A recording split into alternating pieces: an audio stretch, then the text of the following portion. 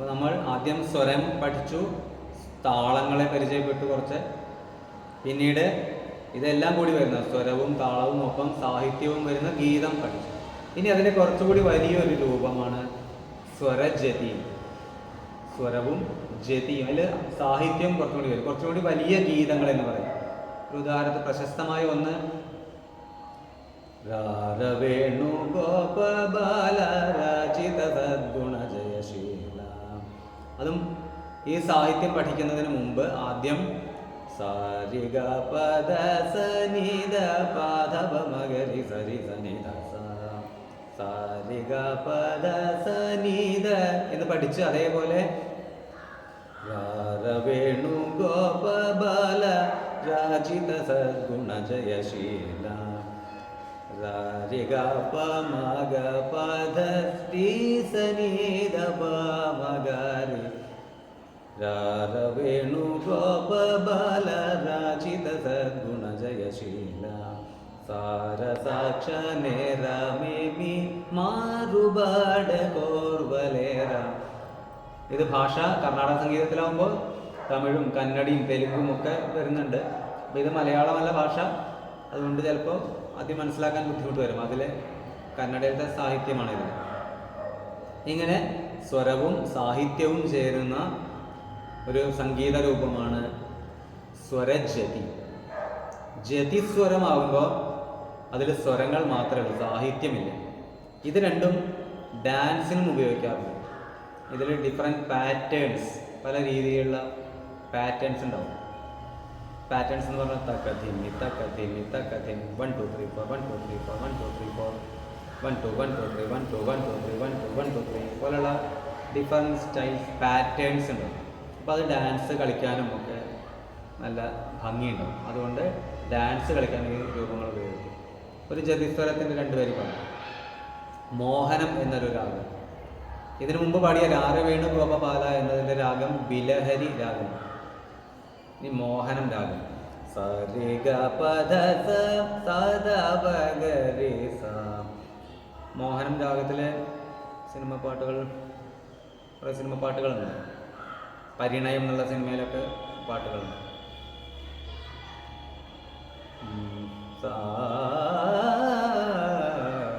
വേറെ പ്രശസ്തമായ ഒരു പാട്ട് സ്വാഗതം കൃഷ്ണ ശരണാഗതം കൃഷ്ണ സ്വാഗതം കൃഷ്ണ ശരണാഗതം കൃഷ്ണ സരിഗ പദ സദവഗരി സ. A P P U Appu എന്ത് വാക്ക് കിട്ടിയാലും നമുക്കതിനെ സംഗീതത്തിലാക്കാൻ പറ്റും. അതിൻ്റെ ഒരു ആരോഹണം സരിഗ പദ സ. ഈ സ്വരങ്ങളെ അതിൽ വരുന്നു. മാ എന്നുള്ളൊരു സ്വരം അതിൽ വരുന്നത്. അങ്ങനെയാണ് ഓരോ രാഗങ്ങളും ഉണ്ടാക്കിയെടുക്കുന്നത്. സ ഗ പ ഗ രി രി സ രി സ ദ പ ധ സ സ രി ഗ പ ഗ ധ പ ഗ പ ഗ രി ഗ രി സ രി ഗ പ ഗ രി രി സ രി സ ദ പ ധ സ സ രി ഗ പ ഗ ധ പ ഗ പ ഗ രി ഗ രി സ രി ഗ പ ഗ രി രി സ പ ധ ധ പ ഗ രി ഗ ഗ ധ പ ഗ രി ഗ പ ധ പ ധ ധ ധ ധ ധ പ ധ ധ ധ പ ധ പ ഗ ധ പ ഗ രി ധ രി ഗ പ ഗ രി രി സ രി ഗ ധ പ ധ സ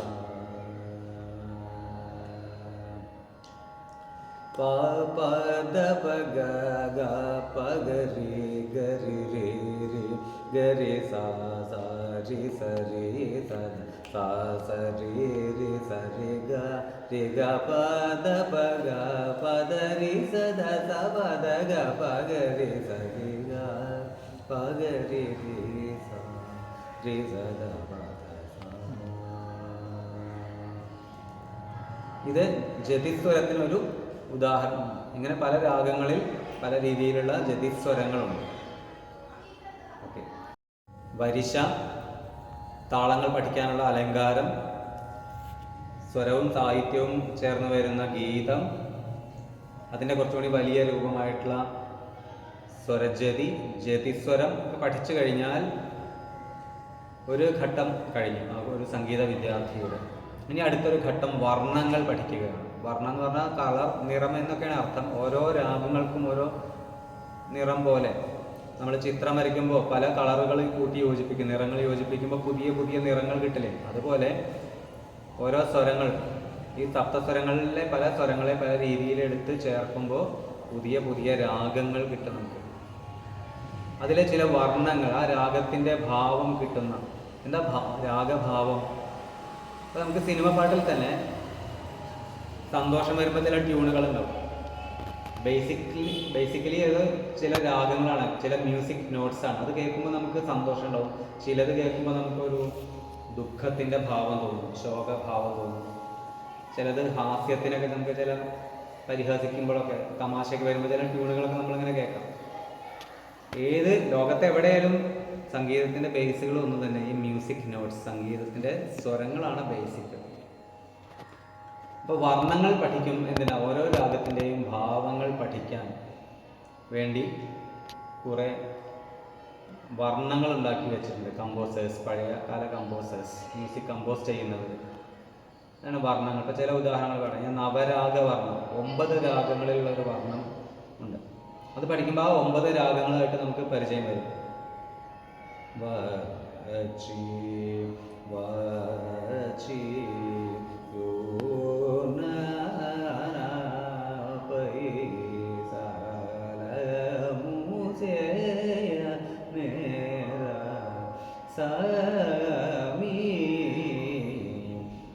പൊതുവെ തെലുങ്കിലും കർണാട്ടിക്കിലും കന്നഡയിലും തമിഴിലൊക്കെയാണ് കൂടുതൽ കൃതികൾ ആദ്യകാലത്ത് വന്നിട്ടുള്ളത്.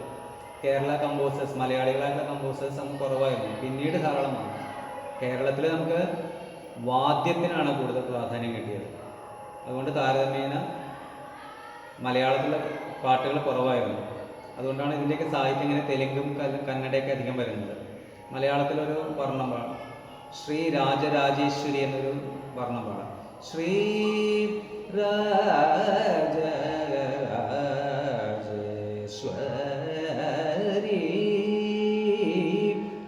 സാ സനി പനി പ മരി ഗ മരി സാ രി മ പ മ പനി പനി പ മ പനി എന്ന സ്വരം ആദ്യം പഠിച്ച ശേഷമാണ് ശ്രീ സാ എന്ന പോലെ ശ്രീ രാജരാജേശ്വരി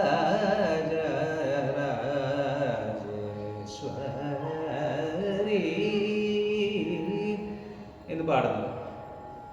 ഈ വർണ്ണങ്ങളെ നമ്മൾ നേരത്തെ പറഞ്ഞ അഭ്യാസ ഗാനങ്ങളായും സഭാഗാനങ്ങളായിട്ടും പറയും. വർണ്ണങ്ങൾക്ക് മാത്രമാണ് ആ ഒരു സവിശേഷത. പ്രാക്ടീസ് ചെയ്യാനും അത് വേണം. അത് സഭയിൽ പാടാം. വേദിയിൽ ഒരു കച്ചേരിക്ക് പാടുമ്പോൾ ആദ്യം ഈ വർണ്ണങ്ങളൊക്കെ പാടിയാണ് സാധാരണ ഒരു കർണാട്ടിക് കച്ചേരികൾ, കർണാടക സംഗീത പെർഫോമൻസുകൾ ഉണ്ടാകും. ഇതാണ് വർണ്ണങ്ങൾ. വർണ്ണങ്ങൾ പഠിച്ചു കഴിഞ്ഞാൽ ഇനി കൃതി, കീർത്തനം. അതാണ് കർണാടക സംഗീതത്തിൻ്റെ പ്രധാനപ്പെട്ട ഭാഗം. മനോധർമ്മ ആവിഷ്കാരത്തിനൊക്കെ സാധ്യതയുള്ള ഒരു ഗായകൻ്റെ കഴിവ് പ്രകടിപ്പിക്കാനുള്ള അവസരം അത്തരം മനോധർമ്മമായി പാടുന്ന സ്ഥലത്താണ്.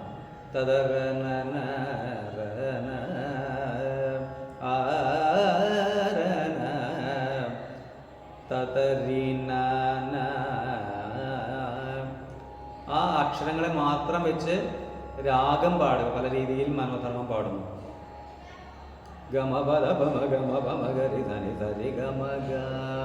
അങ്ങനെ സ്വരങ്ങൾ ഉപയോഗിച്ച് മനോധർമ്മം പാടും. ഇതിനിടയിൽ സാഹിത്യം പാടുന്നു, കൃതിയും കീർത്തനങ്ങളും. കീർത്തനങ്ങൾ എന്ന് പറഞ്ഞാൽ പൊതുവെ ഭക്തി സാന്ദ്രമായ പാട്ടുകളൊക്കെ കീർത്തനങ്ങൾ എന്ന് പറയാം. ഒരേ ട്യൂണിൽ തന്നെയോ. കൃതി എന്ന് പറഞ്ഞാലോ പല സംഗതികൾ കൊടുത്ത് പാടുന്നു. ഞാൻ പണ്ട് ചൊല്ലിയ വാതാപി ഗണപതി നിങ്ങൾ കേൾക്കണോ? വാതാപി ഗണപതി വാതാപി ഗണപതി വാതാപി ഗണപതി, ഒരേ വരി തന്നെ പല ട്യൂണുകളിൽ പാടുന്നു. അതിനെയാണ് കൃതികൾ എന്ന് പറയുന്നത്. കീർത്തനം എന്ന് പറഞ്ഞാൽ നമ്മുടെ നാടൻ പാട്ടിലൊക്കെ ഉണ്ടാവും. ഒരു കോറസൊക്കെ പാടുന്ന പോലെ ഒരാൾ പാടുന്നു, കോറസായിട്ട് ഒരേ ട്യൂണിൽ 2 വരി ആയിട്ട് പാടും. മെയിൻ പാടുന്ന ആൾ വരികൾ വേറെയും വരികൾ പാടും, ഒരേ ട്യൂണിലായിരിക്കും. അതുപോലെയാണ് കീർത്തനങ്ങളും. ഇപ്പോൾ ഉദാഹരണം പറയുകയാണെങ്കിൽ സീതാ കല്യാണ വൈഭോഗമേ പാവനജ സ്തുതിമാത്ര പാവന ചരിത്ര രവി സോമവരനേത്ര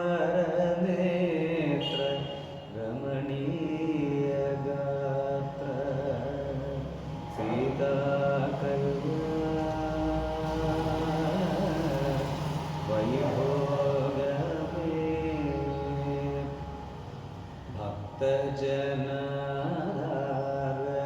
നേരത്തെ പാടിയ അതേ ട്യൂണിൽ തന്നെ അക്ഷരങ്ങൾ മാറുന്നു, സാഹിത്യം മാറുന്നു, പക്ഷേ പാടുന്ന ട്യൂൺ ഒരുപോലെ ആയിരിക്കും. അങ്ങനെയുള്ളതിനാണ് കീർത്തനങ്ങൾ എന്ന് പറയുന്നത്. കൃതികളാകുമ്പോൾ ഓരോന്നിനും പല രീതിയിലാണ് പാടുക. ഇപ്പം നഗുമോ നിങ്ങൾക്ക് കേട്ട് പരിചയമുള്ള ഒരു സിനിമ പാട്ടാവും. നഗുമോ മുഗനലേ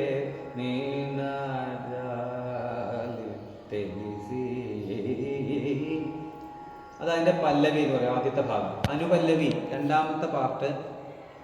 നഗരാജ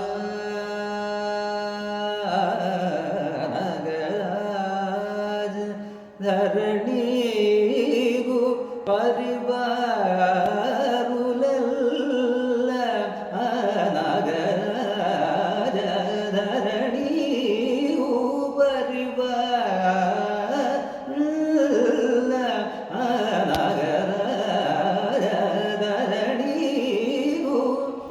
നഗരാജ ധരണി എന്ന ഒരു സാഹിത്യത്തിനെ പല രീതിയിൽ പാടുന്നു. അതാണ് കൃതികളുടെ പ്രത്യേകത.